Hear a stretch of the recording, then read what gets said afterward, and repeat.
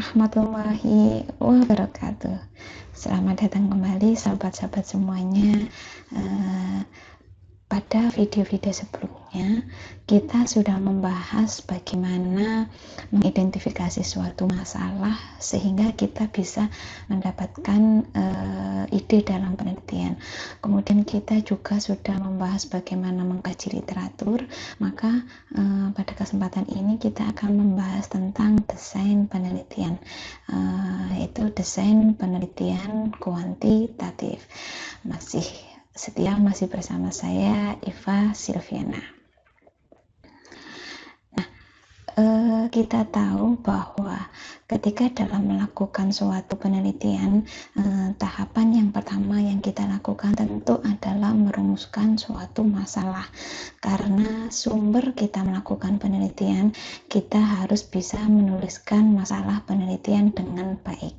Nah, ketika kita bisa menuliskannya dengan baik, kemudian orang membaca itu akan mengetahui bahwa memang penelitian kita ini memang layak untuk dilakukan. Nah, setelah kita mengkaji masalah, mendapatkan masalah sehingga kemudian merumuskan suatu masalah, kita tahu bahwa rumusan masalah itu pertanyaan penelitian yang akan kita cari jawabannya melalui pengumpulan data. Nah, caranya supaya kita bisa mengumpulkan data, kita sudah punya masalah, kemudian untuk memecahkannya bagaimana ya? Nah, selanjutnya maka kita perlu banyak sekali referensi tentang teori-teori yang ada, kemudian penelitian-penelitian terdahulu itu apa, supaya kita bisa memiliki gambaran secara utuh bagaimana orang itu melakukan penelitian yang sesuai dengan topik yang kita teliti. Maka tahapan yang kedua kita melakukan studi literatur atau mengkaji pustaka. Nah, setelah mengkaji pustaka, maka kita akan memiliki gambaran bagaimana penelitian itu akan kita lakukan. Nah, maka langkah yang selanjutnya adalah kita harus merancang desain penelitian. Nah, pada pembahasan kali ini kita bahas dulu desain penelitian kuantitatif. Untuk desain penelitian yang lainnya nanti akan kita bahas di video-video sebelumnya. Nah, untuk desain penelitian kuantitatif ini ada dua, yaitu eksperimen dan non-eksperimen. Eksperimen itu ketika kita memberikan suatu perlakuan tertentu kepada kelompok tertentu, kemudian ketika kita sudah memberikan perlakuan tersebut, kita melakukan pengukuran untuk mengetahui hubungan antar variabel akibat kita memberi perlakuan tersebut. Misalkan Anda ingin mengkaji tentang keterampilan berpikir kritis siswa dengan Anda memberikan perlakuan berupa model pembelajaran problem based learning misalkan. Nah, ini Anda berarti menerapkan model based learning, kemudian Anda mengukur keterampilan berpikir kritis siswanya, entah itu pakai pretest atau tidak. Ada karena ada desain yang menggunakan pretest post-test, ada yang post-test saja. Jadi intinya Anda memberikan treatment PBL, kemudian Anda mengukur bagaimana keterampilan berpikir kritis siswanya. Nah, ini merupakan desain penelitian kuantitatif yang eksperimen, ya. Nah, apa bedanya dengan yang non eksperimen? Kalau yang tadi Anda mengukur keterampilan berpikir kritis, misalkan setelah memberikan perlakuan PBL. Nah, ini Anda tidak memberi perlakuan, misalkan di contoh tadi berarti Anda tanpa mengajak mengajarkan atau memberikan model pembelajaran PBL, tapi Anda mengukur keterampilan berpikir kritis siswanya. Misalkan ada dua kelas, kemudian Anda ingin tahu sebenarnya kemampuan berpikir kritis siswa antara kelas A dan kelas B ini bagaimana. Ini Anda teliti, kemudian Anda bandingkan, misalkan apakah ada perbedaan antara keterampilan berpikir kritis siswa di kelas A dan keterampilan berpikir kritis siswa di kelas B. Jadi ini masuk kelompok dalam non-eksperimen. Ini hanya contoh, nanti akan ada beberapa desain dari eksperimen maupun non-eksperimen. Jadi perlu dipahami, yang membedakan adalah ada atau tidaknya treatment yang kita berikan kepada kelompok yang kita teliti. Itu bedanya antara eksperimen dan non-eksperimen. Oke, selanjutnya desain penelitian kuantitatif yang eksperimen itu ada namanya pre-eksperimen, kemudian ada true eksperimen, dan ada quasi eksperimen. Sementara di non-eksperimen itu ada korelasi, ada kausal komparatif, dan ada survei. Ini nanti kita bahas satu persatu di video ini. Kita mulai dulu dari desain penelitian eksperimen ya. Jadi kalau dikatakan pre-eksperimen ini karena bukan eksperimen yang sesungguhnya. Jadi ini karena tidak ada pengontrolan variabel sama sekali, jadi nanti hasilnya itu bisa jadi sebenarnya masih ada pengaruh dari variabel-variabel yang lainnya. Kemudian sampel ini juga sampel yang digunakan dalam desain pre-eksperimen ini juga tidak dilakukan secara random pengambilannya. Jadi pengambilannya ini tidak acak. Kemudian yang true eksperimen, dikatakan true eksperimen ini eksperimen yang sebenarnya karena semua variabel yang mempengaruhi ini dikontrol dan sampelnya diambil secara acak. Makanya dikatakan sebagai eksperimen yang sesungguhnya atau true eksperimen. Nah, desain yang ketiga ini dikatakan kuasi eksperimen. Jadi ini eksperimen semu. Ini sebenarnya pengembangan dari true eksperimen, karena faktanya biasanya kita melakukan true eksperimen, terutama misalkan di pendidikan itu kita mengambil siswa secara acak, itu misalkan kita kesulitan, jadi kita menggunakan kuasi eksperimen. Jadi ini memang yang banyak digunakan adalah kuasi eksperimen. Jadi ini pengontrolannya bisa jadi hanya satu variabel saja dan samplingnya tidak random, sampelnya diambil tidak secara acak. Jadi ini di eksperimen desain penelitian eksperimen ada true eksperimen, ada pre-eksperimen, dan ada kuasi eksperimen. Nah, kemudian di setiap desain ini nanti memiliki desain-desain masing-masing. Kita bahas dulu yang pra-eksperimen.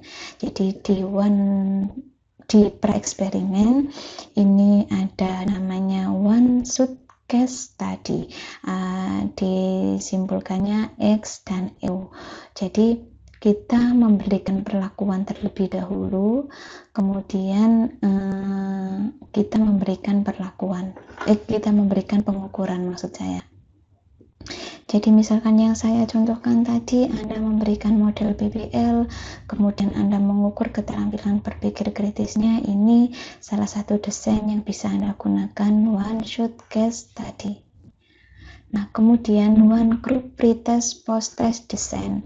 Jadi bedanya dengan one shot ini Anda menggunakan pretest. Jadi misalkan Anda ingin mengetahui bagaimana keterampilan berpikir kritis siswa awal sebelum Anda memberikan perlakuan PBL. Jadi Anda ingin tahu sebenarnya di awal itu bagaimana, terus kemudian nanti di akhir bagaimana keterampilan berpikir kritis siswanya setelah diterapkan PBL. Nah, ini Anda bandingkan antara awal dan akhir. Ini masuk desain one group, pretest, post-test, desain. Selanjutnya ada the static group comparison. Berbeda dari dua desain pra-eksperimen sebelumnya, kalau di static group comparison ini ada dua kelompok. Jadi ada kelompok kontrol dan kelompok eksperimen. Kalau yang dua desain tadi hanya kelompok eksperimen. Nah, kalau kelompok ini ada kontrol dan eksperimen. Kelompok eksperimen itu perlakuan yang ingin kita berikan. Misalkan tadi PBL. Jadi kelompok eksperimennya diterapkan PBL, kemudian yang kelompok kontrolnya bisa dengan model pembelajaran yang biasanya dilakukan oleh guru.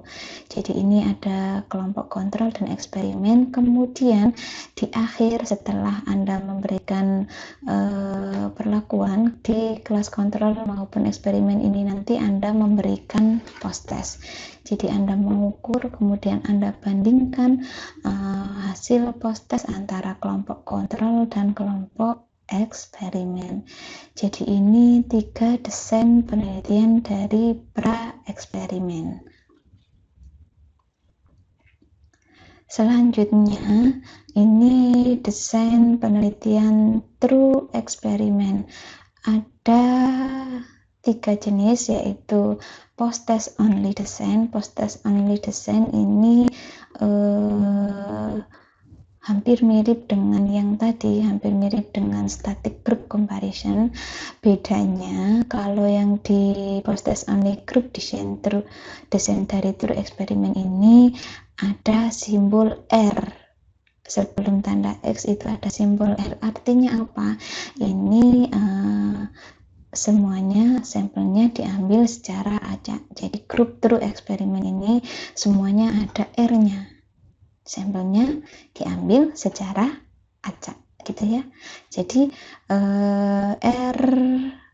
Nah, ini ada perlakuan di kelompok eksperimen, kemudian diberikan post-test, kemudian di kelompok kontrol ini menggunakan model pembelajaran yang biasa dilakukan guru, atau bisa jadi model pembelajaran konvensional, kemudian baru Anda berikan post-test, sama-sama diberikan post-test.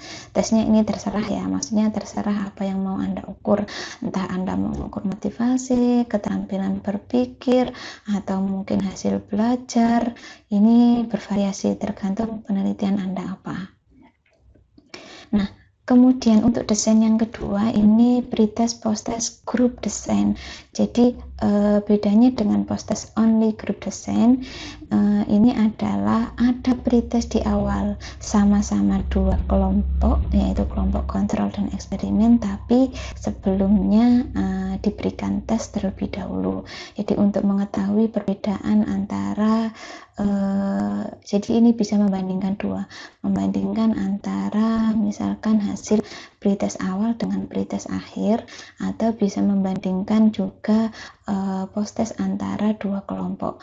Jadi ini untuk desain pretest post-test group design. Selanjutnya ada Solomon for group design. Jadi ini ada 4 kelompok, 2 kelompok kontrol dan 2 kelompok eksperimen. Jadi untuk yang kelompok eksperimen yang pertama ini ada pretestnya, kemudian kelompok eksperimen yang kedua ini tidak ada pretestnya. Nah, begitu juga yang di kelompok kontrol ini ada pretest O3 dan yang satunya tidak ada pretestnya. Jadi ini kita memerlukan 4 kelompok, 2 eksperimen dan 2 sebagai kelompok kontrol. Kemudian desain penelitian eksperimen yang terakhir ini kuasi eksperimen. Saya sampaikan tadi ini biasanya memang digunakan sebagai referensi kita melakukan penelitian karena lebih mudah dilakukan dibandingkan true eksperimen, dan ini lebih baik dibandingkan desain pra eksperimen. Jadi ini alternatif pilihan ketika Anda menggunakan desain penelitian kuantitatif eksperimen. Yang pertama ada interrupted time series design. Jadi Anda melakukan pengukuran berkali-kali, kemudian memberikan perlakuan, kemudian diukur lagi berkali-kali. Misalkan ini pengukuran O1, O2, O3, ini tujuannya Anda ingin mengetahui kestabilan hasil tes. Misalkan tadi Anda tes keterampilan berpikir kritisnya di awal, apakah bulan 1, bulan 2, bulan 3, atau minggu 1, minggu kedua, minggu ketiga, itu apakah hasilnya stabil. Ini tujuannya untuk itu. Nah, kemudian Anda memberikan perlakuan, kemudian Anda memberikan tes lagi dengan selang waktu yang rutin, jadi 4, 5, 6 ini sebagai post test. Desain kuasi eksperimen yang kedua, Anda memberikan perlakuan, kemudian Anda mengukur post testnya 2 kali selang jeda waktu, misalkan seminggu atau 1 bulan, terserah ini nanti waktunya. Kemudian nanti Anda memberikan perlakuan, kemudian Anda memberikan post test lagi 3 dan 4. Nah, kemudian desainnya terakhir ini yang paling banyak digunakan karena lebih mudah, tidak terkendala waktu. Seperti desain penelitian kuasi eksperimen sebelumnya, ini kita ukur berkali-kali, sepertinya nanti terkendala waktu. Jadi yang banyak digunakan non-equivalent control group design, karena ini juga sampelnya tidak acak. Jadi ada satu kelompok kontrol dan ada satu kelompok eksperimen. Masing-masing kita berikan post test, kemudian di akhir juga kita ukur post testnya. Jadi ini desain non-equivalent control group design. Ya, ini untuk desain penelitian eksperimen, ada pre-eksperimen, ada true eksperimen, dan ada kuasi eksperimen. Masing-masing memiliki desain yang berbeda. Ini silahkan kita pilih, kita sesuaikan dengan kondisi di lapangan, apa yang kita teliti atau kondisi di lapangan tempat kita melakukan penelitian. Kita sesuaikan saja, kalau memang tidak bisa acak, ya kita gunakan kuasi eksperimen atau pre-eksperimen. Tapi kuasi eksperimen ini lebih baik dibandingkan pre-eksperimen. Selanjutnya yang kita bahas adalah penelitian kuantitatif non-eksperimen. Kalau yang tadi desain eksperimen, berarti kita memberikan perlakuan, kita memberikan adanya perlakuan kepada subjek yang kita teliti, kepada kelompok yang kita teliti. Nah, kalau di non-eksperimen ini kita tidak memberikan perlakuan. Pada ini non-eksperimen ini ada desain korelasi. Desain penelitian korelasi ini kita ingin mengetahui hubungan 2 atau lebih variabel yang dapat diukur secara kuantitatif. Yang kita ukur secara kuantitatif misalkan hubungan antara motivasi guru dan kinerja guru. Jadi motivasi ini misalkan nanti kita peroleh melalui angket, kemudian hasilnya nanti kita bisa peroleh dalam bentuk angka. Begitu juga dengan kinerja guru, ini nanti bisa berupa lembar observasi atau angket yang bisa kita ubah dalam bentuk angka, sehingga nanti hubungan antara motivasi guru dengan kinerja guru ini kita bisa ukur menggunakan perhitungan statistika,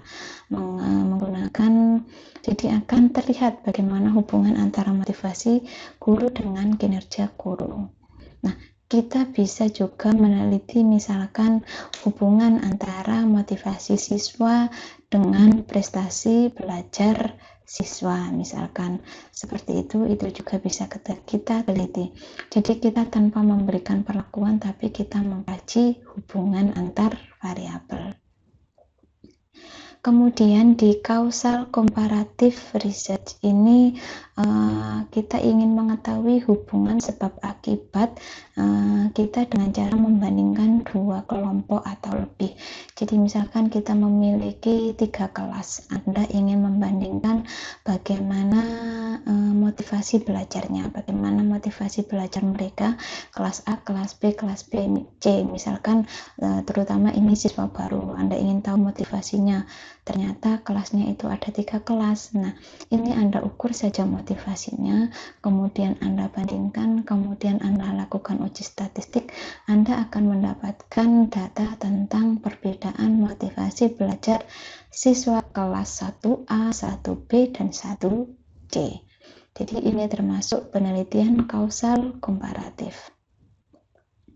Nah, kemudian yang terakhir, desain yang terakhir di desain penelitian non-eksperimen adalah penelitian survei.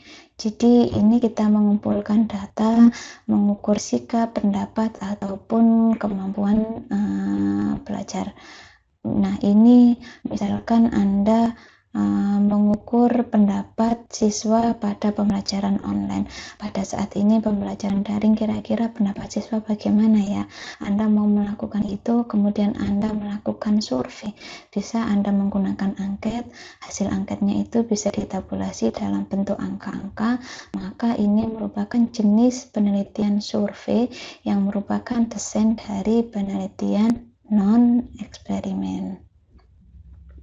Jadi itu ya pembahasan kita kali ini. Untuk desain penelitian kuantitatif ada 2, yaitu eksperimen dan ada non-eksperimen. Di non-eksperimen itu ada korelasi, kausal komparatif, dan survei. Sementara di eksperimen ada pre-eksperimen, true eksperimen, dan kuasi eksperimen. Silahkan memilih desain-desain tersebut sesuaikan dengan penelitian Anda. Demikian pembahasan kita kali ini. Semoga bisa bermanfaat. Semoga nanti masih bisa memberikan kontribusi pada video-video berikutnya. Wassalamualaikum warahmatullahi wabarakatuh.